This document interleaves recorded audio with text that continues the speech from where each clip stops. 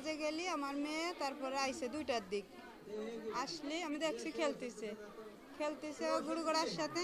তারপর আমি বাড়ি আসি, আমার মেয়েরে দেখিনি, না দেখলে আমি আমার ছোট ছেলেরে গোসল করাচ্ছি।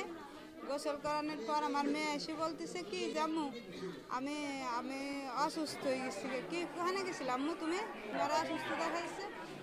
আম্মু আমার নুর ইসলাম ওই ঘরে নিয়ে গেছিল, ঘরে নিয়ে তোমার কি আসছে? আম্মু আমার রক্ত বের হচ্ছে।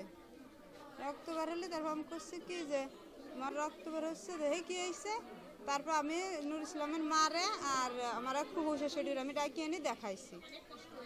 দেখানোর পর করছে কি যে তাই ওর বাপরে বলো না আমরা ই করবানি, আমরা দেখবানি। তখন আমার এই তোমার মনে করেন আমরা আসিনি, আমার মেয়েরে নিয়ে ব্লাড গেছে বলে আমি রাত্রে নিয়ে চলে আসছি।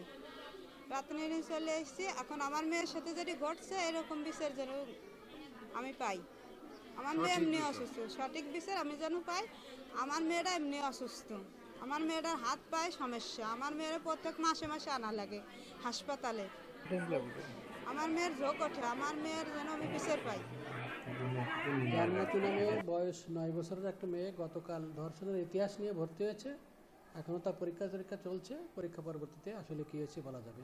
মেয়েটা এমনি এক মানসিকভাবে সহজ সরল, এখনও তো টোটাল রিপোর্ট আসেনি।